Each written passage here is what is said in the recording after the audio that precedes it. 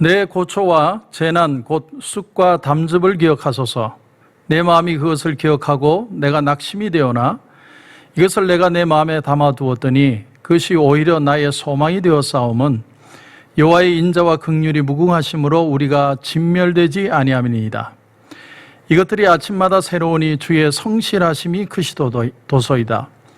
내 심령에 이르기를 여호와는 나의 기업이시니 그러므로 내가 그를 바라리라 하도다.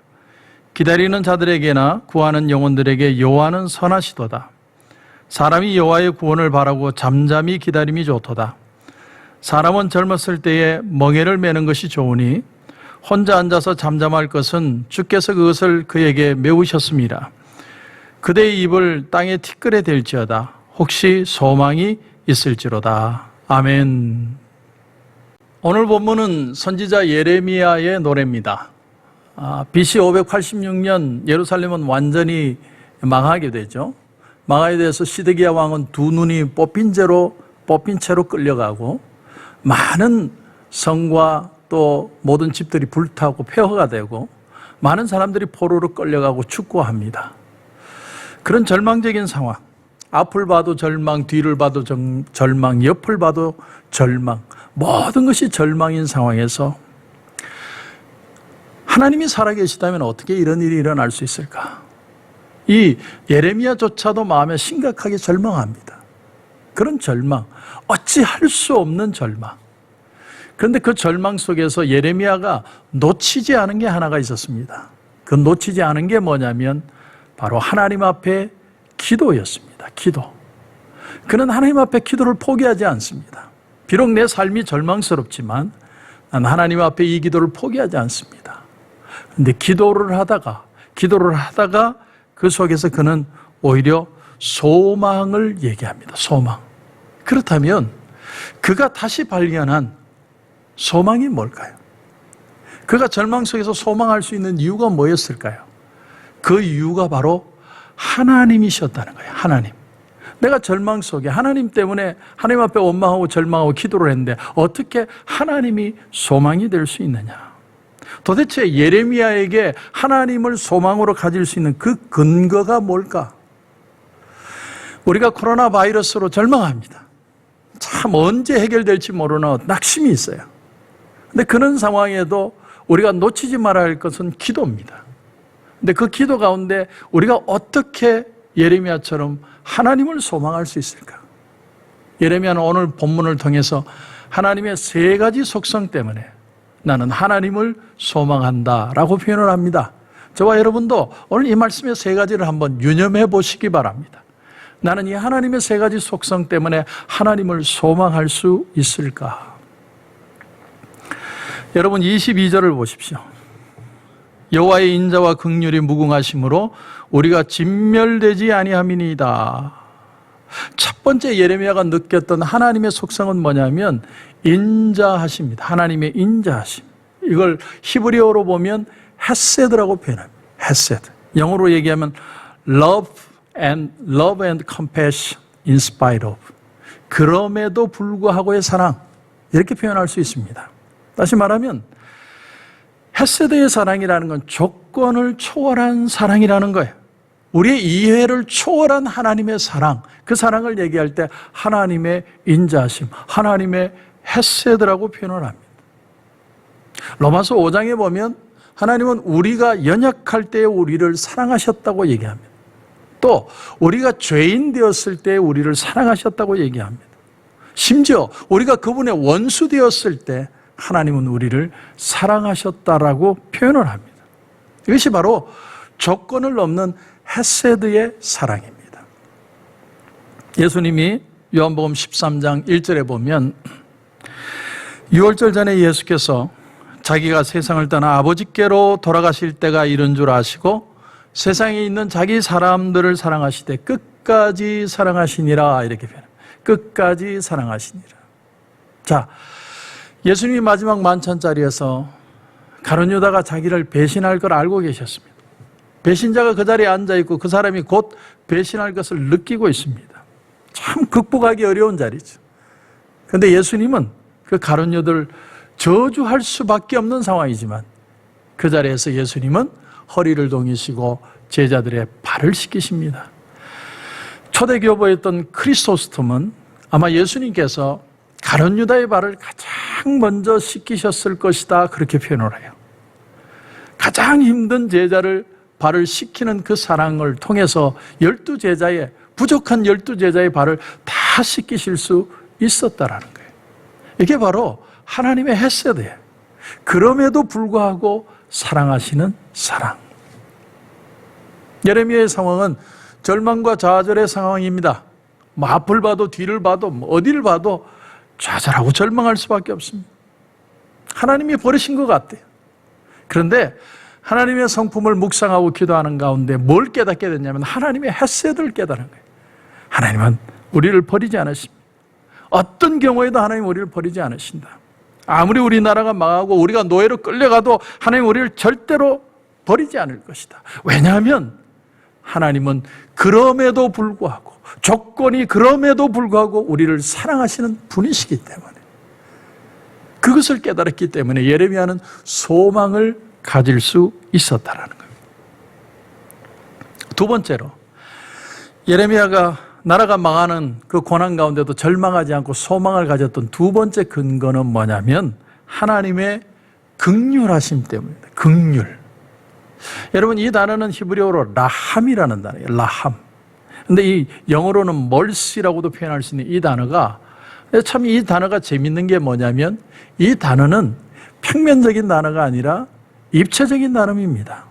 그러니까 동전의 양면처럼 이쪽을 보면 고통이고 아픔인데 반대편을 보면 거기엔 사랑과 소망이 있는 그런 단어가 바로 긍휼이라는 단어입니다. 다시 말하면 하나님의 사랑의 양면성을 표현하고 있다는 겁니다.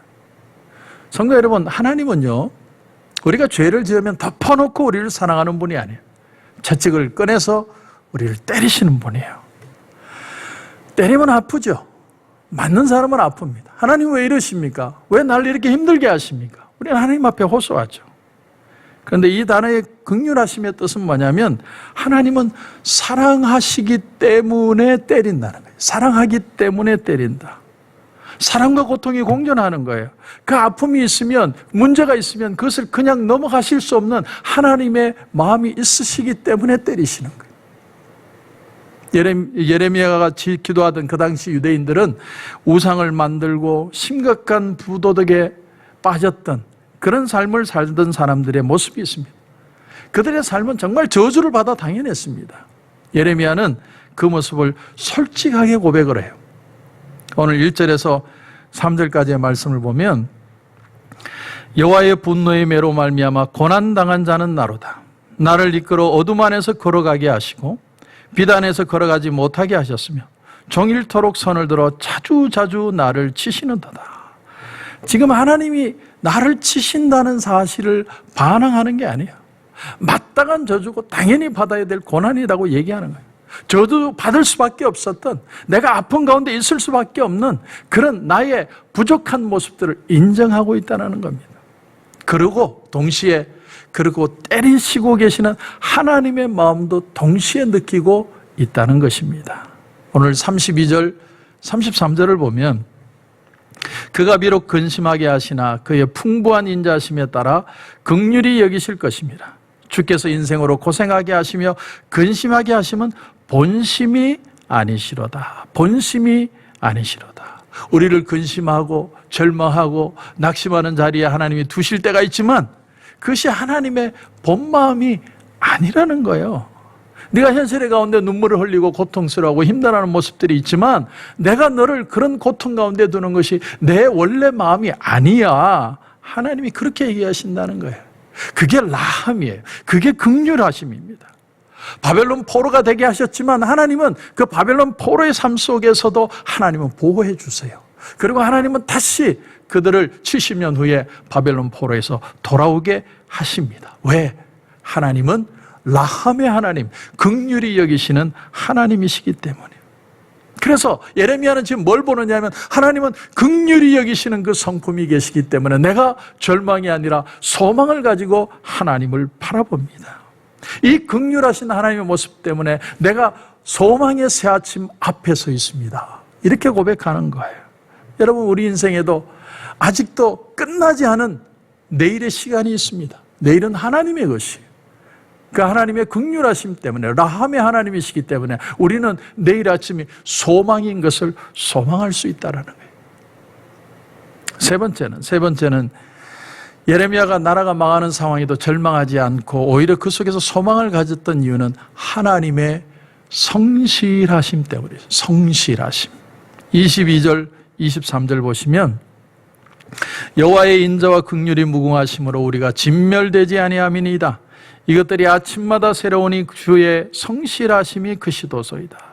아침마다 새롭다는 말은 하나님의 사랑과 긍휼하심이 아침까지 성실하게 임한다는 거예요. 왜 그럴 수 있느냐? 하나님은요, 성실하신 분이에요. 하나님 우리에게 은혜와 복을 주시는데 한 번 주고 끝. 이제 두 번 줬으면 됐어. 그게 아니라 끝까지 성실이라는 건 일관성을 가리키는 거예요. 계속 하나님은 변함이 없다라는 거예요. 여러분, 우리가 왜 좌절할까요? 우리가 좌절하는 이유는 하나입니다. 하나님을 보던 눈에서 오늘 내가 나를 보기 시작하기, 내가 내 문제를 판단하기 시작하면서 우리는 좌절을 배웁니다. 여러분, 선악과 열매를 선택했던 하와의 모습을 보십시오. 선악과, 영어로 얘기하면 Tree of Knowledge of Good and Evil, 선과 악의 지식을 알게 하는, 가지게 하는 나무다. 창세기 3장 6절에 보면 여자가 그 나무를 본 적 먹음직도 하고 보암직도 하고 지혜롭게 할 만큼 탐스럽기도 한 나무였다. 다시 말하면 내가 판단할 수 있는 눈을 가지기 시작할 때 하나님을 판단하게 되더라는 거예요. 그러니까 선악을 자신이 판단하면서부터 하나님을 판단하게 되고, 하나님을 판단하다 보니까 우리 속에 원망과 불만과 좌절의 마음들이 생기기 시작하더라는 거예요. 그런데 오늘 우리에게 지혜가 뭐냐? 우리의 절망이 소망으로 바뀔 수 있는 유일한 방법이 뭐냐? 우리가 우리 자신을 판단하던 눈에서 하나님이 나를 판단하신, 우리가 하나님을 다시 바라보는 눈이 필요하다는 거예요. 하나님은 인자하시고, 하나님은 긍휼하시고, 하나님은 성실하시다. 하나님은 그 긍휼함이 항상 진리이시기 때문에 아침마다 항상 새롭다. 항상 지나간 세월들은 과거 속에서 나를 자꾸 끌어당기고 있지만 하나님의 성품은 나를 언제나 현재 속에서 새롭게 하고 계신다. 마치 뭐와 같았냐면 밤새 눈이 하얗게 내렸습니다. 쌓였습니다. 새벽에 일어났어요. 보니까 눈이 하얗게 쌓여있는데 아무도 걸어보지 않은 길이에요. 그 길을 내가 첫 발을 뛰는 겁니다. 누구와 함께? 하나님과 함께 뛰는 거예요. 왜? 주의 인자와 긍휼이 풍성하시니 이것이 아침마다 새롭기 때문에, 주의 성실하심이 크고 위대하시기 때문에, 우리는 주님의 성품 때문에 우리는 오늘 이 하루를 소망을 가지고 갈 수 있는 것입니다. 여러분, 코로나 바이러스로 여러분의 마음도 많이 지쳤을 줄 압니다. 목사인 저도 인간입니다. 그러나 기도를 놓지 마십시오. 이 기도 속에서 하나님의 그 인자하심과 긍휼하심과 성실하심을 묵상하시고 그 믿음으로 승리하시는 오늘 하루가 되시기를 주님의 이름으로 축원합니다. 기도드리겠습니다. 하나님, 은혜를 감사합니다. 하나님은 인자하신 분이다. 하나님은 우리를 그럼에도 불구하고 사랑하시는 하나님이시기에 내가 하나님을 믿고 나갑니다. 하나님은 긍휼하신 라함의 하나님이시다.